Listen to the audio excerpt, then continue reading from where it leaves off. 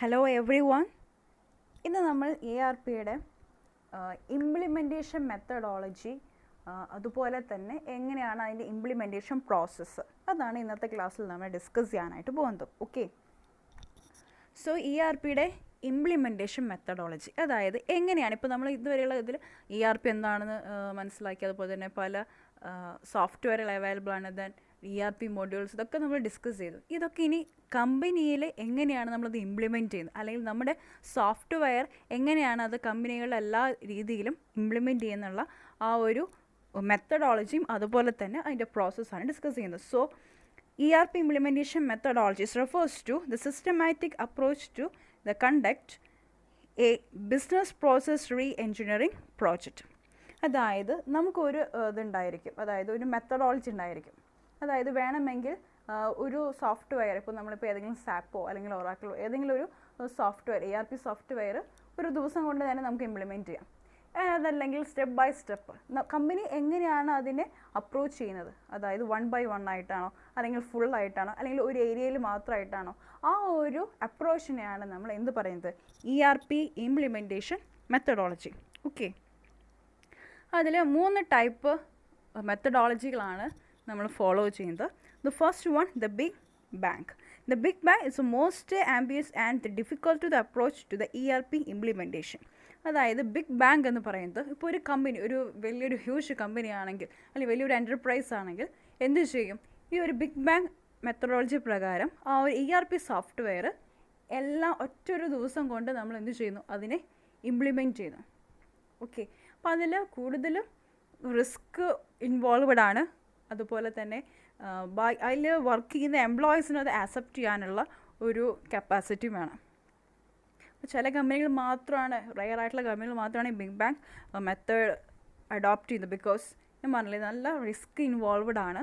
അത്രയും ചിലപ്പോൾ വേണമെങ്കിൽ നമുക്കതൊരു ഹ്യൂജ് ലോസ് ആയിട്ട് മാറാം.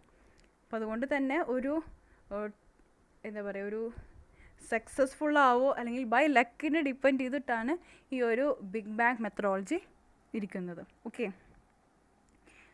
അടുത്തത് മോഡ്യൂളർ ഇംപ്ലിമെൻറ്റേഷൻ. നമ്മൾ കുറച്ച് മോഡ്യൂൾസൊക്കെ, അല്ലെങ്കിൽ 8 ടൈപ്പ് മോഡ്യൂൾസ് നമ്മൾ ഡിസ്കസ് ചെയ്തിട്ടുണ്ടായിരുന്നു. അതായത് ഈ ഒരു മെത്തഡോളജി ആണെങ്കിൽ 1 by 1, അതായത് ആദ്യം first module, then second, then third, 1 by 1 ആയിട്ട് നമ്മൾ എന്ത് ചെയ്യുന്നു, അത് ഇംപ്ലിമെൻറ്റ് ചെയ്യാനായിട്ട് നോക്കുന്നു.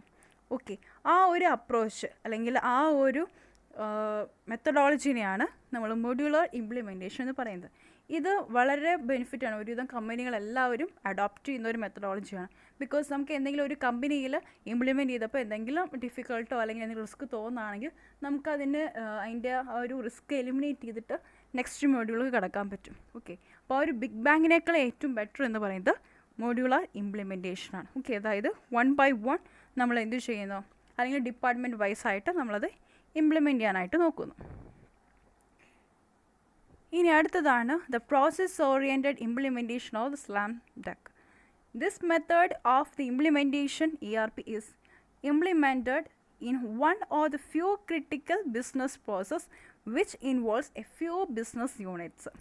അതായത് ഈ ഒരു മെത്തേഡിൽ നമുക്ക് കുറച്ചും കൂടി വർക്ക് കൂടുതലാണ്, അല്ലെങ്കിൽ നമുക്ക് കൂടുതൽ ക്രിട്ടിക്കൽ പ്രോസസ്സ് ഇൻവോൾവഡ് ആയിട്ടുള്ള ആ ഒരു ഏരിയയിൽ മാത്രം നമ്മൾ എന്ത് ചെയ്യുന്നു, ERP ഇംപ്ലിമെൻറ്റ് ചെയ്യുന്നു.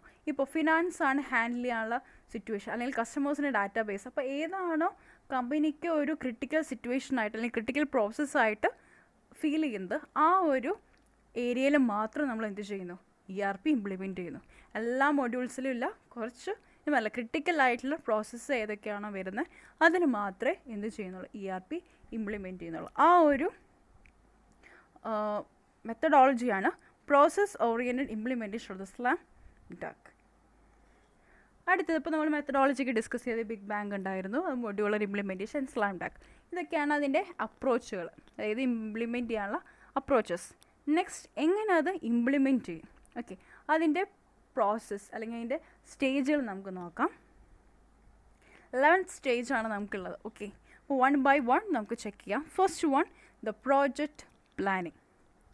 A well-defined plan should be drafted before the company actually start with the implementation process. അല്ലേ? നമ്മളിപ്പോൾ ഏത് ബിസിനസ് പ്ലാനിങ്, നമുക്കറിയാം ബിസിനസ് പ്ലാനിങ് എങ്ങനെയാണ്, ആദ്യം നമ്മൾ ഒബ്ജക്റ്റീവ് സെറ്റ് ചെയ്യണം, അല്ലേ? കമ്പനിയുടെ ഏതാണോ അൾട്ടിമേറ്റ് ഒബ്ജക്റ്റീവ് ഓർ ഗോൾ, അത് നമ്മൾ സെറ്റ് ചെയ്യണം. അപ്പോൾ ഏത് പ്രോഗ്രാം ആയിക്കോട്ടെ, എന്ത് കാര്യം ചെയ്യാനും നമുക്കൊരു എയിം ഉണ്ടായിരിക്കും. അതുപോലെ തന്നെ ERP ഇംപ്ലിമെൻറ്റ് ചെയ്യുമ്പോൾ കമ്പനിയുടെ മെയിനായിട്ടുള്ള പ്ലാൻ അത് നമ്മൾ ഡ്രാഫ്റ്റ് ചെയ്യണം. ഓക്കെ, അപ്പോൾ അതിനായിട്ട് this face will decide when to begin the project, how to do it and when the project is to be completed. എപ്പോൾ സ്റ്റാർട്ട് ചെയ്യണം, എങ്ങനെ സ്റ്റാർട്ട് ചെയ്യണം, എപ്പോഴാണ് അവസാനിക്കേണ്ടത്, ഇതെല്ലാം നമ്മൾ ആ ഒരു പ്ലാനിങ്ങിൽ നമ്മൾ ചെയ്യുന്നു. Okay, usually the committee consisted by the team leader, each implementation group do the project planning. ഈ ഒരു പർപ്പസിന് വേണ്ടിയിട്ട് നമുക്ക് എന്തൊരു കമ്മിറ്റി നമ്മൾ ക്രിയേറ്റ് ചെയ്യുന്നു. അവരായിരിക്കും ഇതിൻ്റെ എല്ലാ കാര്യങ്ങളും ചെയ്യാം. ഓക്കെ, കാരണം എല്ലാവരെയും കൊണ്ട് ഈ ERP ഇംപ്ലിമെൻറ്റ് ചെയ്യാന്ന് പറഞ്ഞു കഴിഞ്ഞാൽ ശരിയല്ല. അപ്പോൾ നമ്മൾ കുറച്ച് ഒരു കമ്മിറ്റീനെ ക്രിയേറ്റ് ചെയ്തിട്ട് അവരെ നമ്മൾ ഇൻട്രസ്റ്റ് ചെയ്യണം. ഓക്കെ, അപ്പോൾ അതാണ് project planning, the first phase. Then second, the pre evaluation screening. Once the company decided to implement the ERP system, 3 begins the search for the suitable packages. നമ്മൾ കുറേ പാക്കേജുകളൊക്കെ നമ്മൾ ഡിസ്കസ് ചെയ്തു, അല്ല? പല കമ്പനികളുടെ സോഫ്റ്റ്വെയർസ് തന്നെ അവരുടെ packages.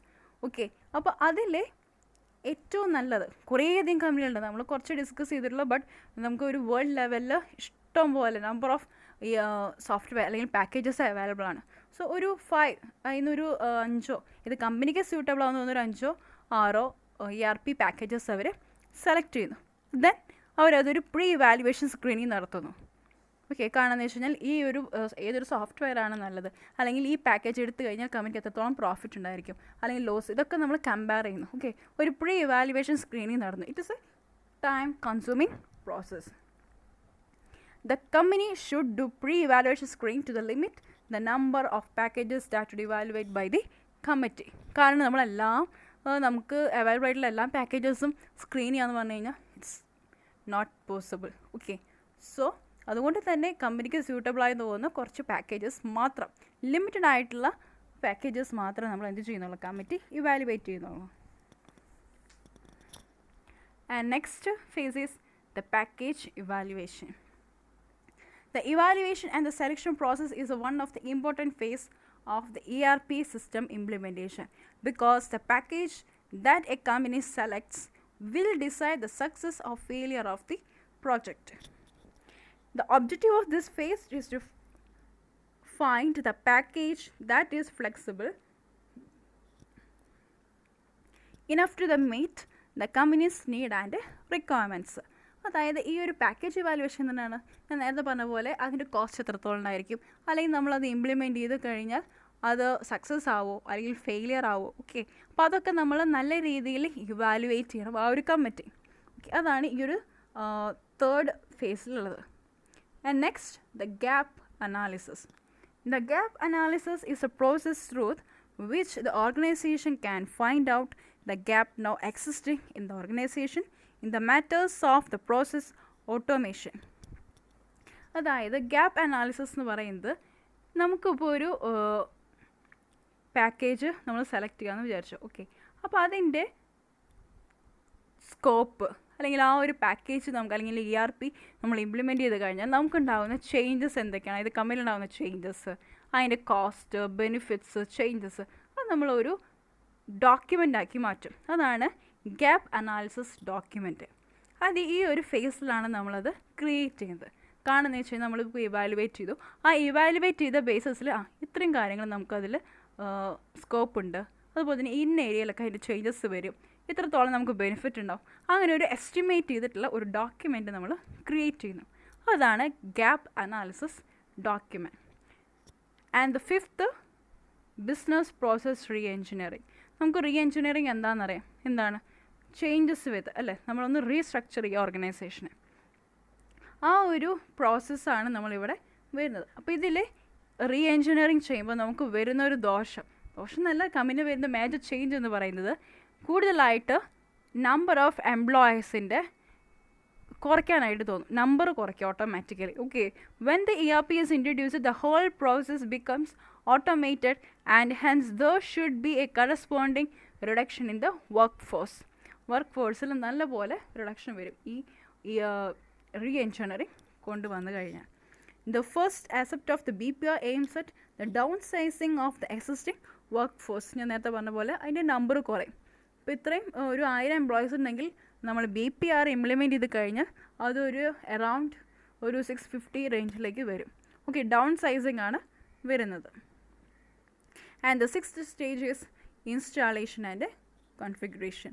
The golden rule of the ERP implementation is to sunrise the existing company practices with the ERP package rather than changing the source code and customizing to suit to the company.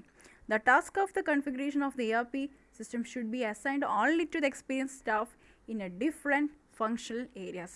ഇനി നമ്മൾ ഈ 6th സ്റ്റേജിൽ നമുക്കതിൻ്റെ practical സൈഡിലേക്ക് കിടക്കുകയാണ്. കാരണം നമുക്ക് existing ആയിട്ടുള്ള കമ്പനിയിലേക്ക് ആ ഒരു ഇത് കസ്റ്റമൈസ് ചെയ്ത് കൊണ്ടുവരണം. കാരണം ഓൾറെഡി ഒരു സിസ്റ്റം നമ്മൾ ഫോളോ ചെയ്യുന്നുണ്ട്. അപ്പോൾ നമുക്ക് അതിന് കുറച്ചുകൂടി അഡ്വാൻസ്ഡ് ആക്കാൻ വേണ്ടിയിട്ടാണ് നമ്മൾ ERP ഇംപ്ലിമെൻറ്റ് ചെയ്യുന്നത്. ഓക്കെ, അപ്പോൾ അത് നമുക്ക് എന്ത് ചെയ്യണം, അത് അതിലേക്ക് കോപ്പി ചെയ്ത് കൊണ്ടുവരാൻ പറ്റണം.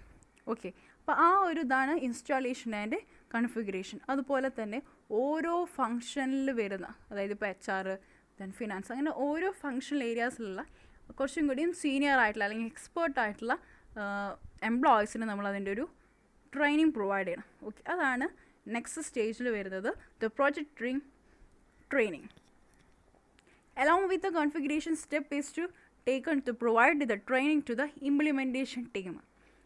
കാരണം എന്ന് വെച്ച് കഴിഞ്ഞാൽ നമ്മളൊരു കമ്മിറ്റി മാത്രമേ ഉള്ളൂ. ഇനി നമുക്ക് എന്ത് ചെയ്യണം, ഓരോ ഏരിയയിലുള്ള എംപ്ലോയീസിന് നമുക്ക് അതിൻ്റെ ട്രെയിനിങ് കൊടുക്കണം, വേണ്ടേ? നമുക്കത് എങ്ങനെയാണ് അത് വർക്ക് ചെയ്യേണ്ടത്, ആ ഒരു ERP സിസ്റ്റം ഇംപ്ലിമെൻറ്റ് ചെയ്ത് കഴിഞ്ഞാൽ എന്തൊക്കെ ഫങ്ഷൻസ് നമുക്ക് ഈസി ആയിട്ട് ചെയ്യാൻ പറ്റും. അപ്പോൾ അതിൻ്റെ എല്ലാം ആസ്പെക്ട്സും നമുക്ക് എന്ത് ചെയ്യണം, ട്രെയിനിങ്ങിലൂടെ പ്രൊവൈഡ് ചെയ്യണം. Okay, and intensive training will help the staff to implementation the team to implement the system more effectively to cater the requirements to the end users. Here the end users means employees ആണ്. Okay, ആ ഒരു project team ട്രെയിനിങ്ങിലൂടെ ഒരു intensive training ആണ് provide ചെയ്യുന്നത്. Okay, അത്രയും ഡെപ്തോട് കൂടിയിട്ടായിരിക്കും നമ്മൾ ആ training provide ചെയ്യുക. ഓക്കെ, അത് ആ സ്റ്റാഫിനെ സംബന്ധിച്ചിടത്തോളം അത് എങ്ങനെയാണ് അത് വർക്ക് ചെയ്യേണ്ടത് അതിൻ്റെ പ്രാക്ടിക്കൽ ലെവൽ നന്നായിട്ട് അറിയാം. And 8th stage is system testing. നമ്മളിപ്പോൾ ഒരു പ്രൊഡക്റ്റ് ലോഞ്ച് ചെയ്യുകയാണെങ്കിൽ നമ്മൾ എന്ത് ചെയ്യാറുണ്ട്, ടെസ്റ്റ് ചെയ്യും അല്ലേ, എന്തെങ്കിലും സാമ്പിൾസ് ഒക്കെ പ്രൊവൈഡ് ചെയ്ത്. കാരണം എന്ന് വെച്ച് കഴിഞ്ഞാൽ അത് സക്സസ്ഫുൾ ആയോ അല്ലെങ്കിൽ കസ്റ്റമേഴ്സ് അത് ആക്സെപ്റ്റ് ചെയ്യുന്നുണ്ടോ, അതൊക്കെ നമ്മൾ ചെയ്യാനായിട്ട് ടെസ്റ്റ് ചെയ്യും. മാർക്കറ്റ് ടെസ്റ്റ് ചെയ്യുന്ന പോലെ തന്നെ നമ്മൾ സിസ്റ്റം ടെസ്റ്റ് ചെയ്യണം, ഒരു ട്രയൽ റണ്ണ് നടത്തണം. ഓക്കെ, കാരണം എല്ലാ എംപ്ലോയീസിനും ട്രെയിനിങ് ഒക്കെ പ്രൊവൈഡ് ചെയ്തു. ഇനി നമുക്ക് ആ ഒരു ഫൈനൽ സ്റ്റേജിലേക്ക് കിടക്കുകയാണ്, അതായത് നമുക്ക് ഓവറോൾ നമുക്ക് ERP ഇംപ്ലിമെൻറ്റ് ചെയ്യണം. ഓക്കെ, അപ്പോൾ അതിന് വേണ്ടിയിട്ട് ജസ്റ്റ് ട്രയൽ അല്ലെങ്കിൽ ഒരു സിസ്റ്റം ടെസ്റ്റ് ചെയ്യുന്നു അത് ഇംപ്ലിമെൻറ്റ് ചെയ്തിട്ട്. ഓക്കെ, അപ്പോൾ എന്തൊക്കെ എറേഴ്സാണ് വരുന്നത്, അപ്പോൾ എന്തൊക്കെ സിറ്റുവേഷൻസ് നമുക്ക് ഫേസ് ചെയ്യണം, അപ്പോൾ അങ്ങനെയുള്ള ഒരു റിയൽ സിറ്റുവേഷൻ അവരവിടെ ക്രിയേറ്റ് ചെയ്യുന്നു. അതാണ് system testing. Next, the go live and support. The system is officially proclaimed operational even though the operational team must have the testing it running it successfully. അതായത് നമ്മൾ ആ ഒരു ഗോ ലൈവിലേക്ക്, അതായത് കുറച്ചും കൂടി സിസ്റ്റത്തിലേക്ക് ഇംപ്ലിമെൻറ്റ് ചെയ്യുന്ന ആ ഒരു പ്രോസസ്സ് തന്നെയാണ് മീനിങ്. അതായത് ആ ഫൈനൽ സ്റ്റേജിലേക്ക് നമ്മൾ എൻഡ് ചെയ്ത് തുടങ്ങി. ഓക്കെ, അതാണ് go live and support. Next, end user training. നമ്മൾ ഏത് ആൾക്കാർക്ക് മാത്രമേ ട്രെയിനിങ് കൊടുത്തിട്ടുള്ളൂ നേരത്തേൽ, ഒരു പ്രോജക്റ്റ് ടീമിന് മാത്രം. അതായത് ഓരോ ഫങ്ഷണൽ ഏരിയാസിലുള്ള മെയിൻ ആൾക്കാർ മാത്രമേ നമ്മൾ അത് ട്രെയിനിങ് കൊടുത്തിട്ടുള്ളൂ. ഇനി നമുക്ക് ആ കമ്പനിയിലെ എല്ലാ എംപ്ലോയീസിനും അതിന് ട്രെയിനിങ് പ്രൊവൈഡ് ചെയ്യണ്ടേ, അതാണ് end user training. And finally the post implementation. Finally നമ്മൾ എന്ത് ചെയ്യുന്നു, കാരണം ഓൾമോസ്റ്റ് നമ്മൾ ഗോ ലൈവ് പ്രൊവൈഡ് ചെയ്തിട്ടുണ്ടായിരുന്നു. ഓക്കെ, ഇനി അതിൻ്റെ എല്ലാവർക്കും ട്രെയിനിങ് കൊടുത്തു കഴിഞ്ഞു. ദെൻ ഇപ്പോൾ എല്ലാവർക്കും അത് യൂസ് ചെയ്യാനായിട്ട് പറ്റും. അതാണ് post implementation. These are the main phases involved in the ERP implementation. Clear ആണെന്ന് വിചാരിക്കുന്നത്. It's very simple. Okay, 11 phases ആണുള്ളത്. അതുപോലെ തന്നെ 3 ടൈപ്പ് ERP മെത്തഡോളജികളാണ് ഉള്ളത്. ഓക്കെ, ഇനി നെക്സ്റ്റ് നമുക്കതിൻ്റെ നെക്സ്റ്റ് ക്ലാസ്സിൽ നമുക്കതിൻ്റെ ഡിസഡ്വാൻറ്റേജുകൾ എന്തൊക്കെയാണെന്ന് ഡിസ്കസ് ചെയ്യാം.